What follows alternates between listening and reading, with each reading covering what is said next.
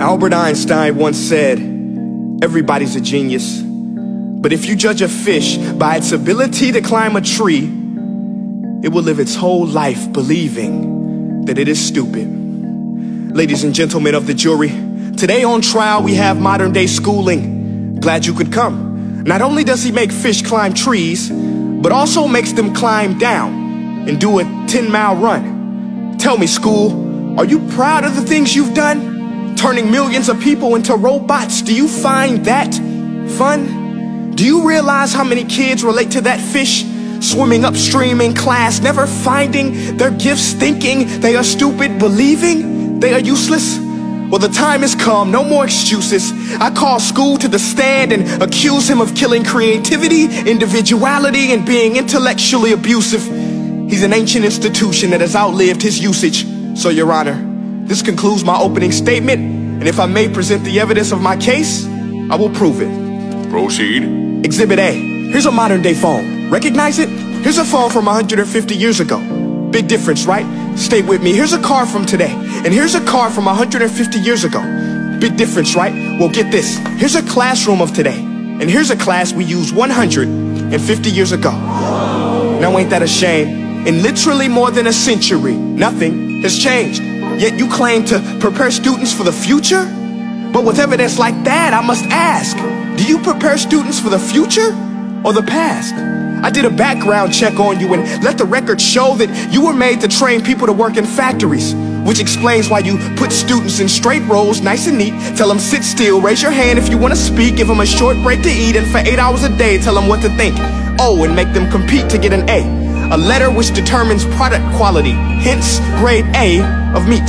I get it. Back then, times were different. We all have a past. I myself am no Gandhi. But today, we don't need to make robot zombies. The world has progressed. And now we need people who think creatively, innovatively, critically, independently, with the ability to connect. See, every scientist will tell you that no two brains are the same. And every parent with 2 or more children will confirm that claim.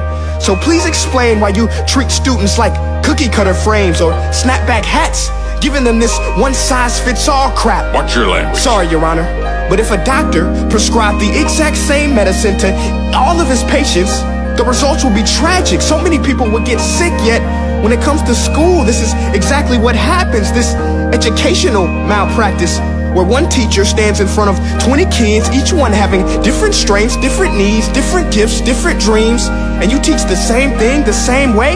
That's horrific.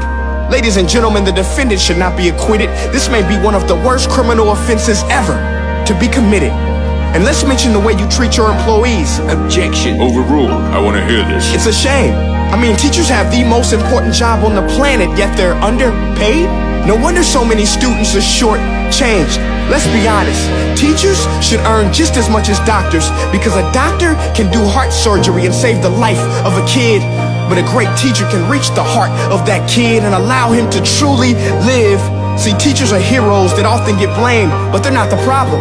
They work in a system without many options or rights. Curriculums are created by policymakers, most of which have never taught a day in their life. Just obsessed with standardized tests. They think bubbling in a multiple choice question will determine success. That's outlandish. In fact, these tests are too cruel to be used and should be abandoned, but don't take my word for it. Take Frederick J. Kelly, the man who invented standardized testing, who said, and I quote, "These tests are too cruel to be used and should be abandoned." Ladies and gentlemen of the jury, if we continue down this road, the results will be lethal. I don't have much faith in school, but I do have faith in people.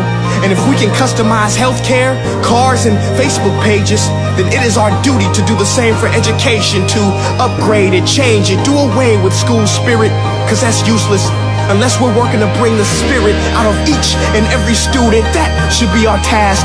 No more Common Core. Instead, let's reach the core of every heart in every class. Sure, math is important, but no more than art or dance. Let's give every gift an equal chance. I know this sounds like a dream, but countries like Finland are doing impressive things.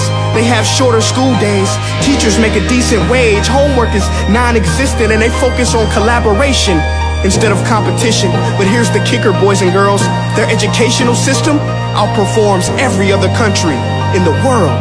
Other places like Singapore are succeeding rapidly. Schools like Montessori, programs like Khan Academy. There is no single solution, but let's get moving. Because while students may be 20% of our population, they are 100% of our future. So let's attend to their dreams, and there's no telling what we can achieve. This is a world in which I believe, a world where fish are no longer forced to climb trees. I rest my case.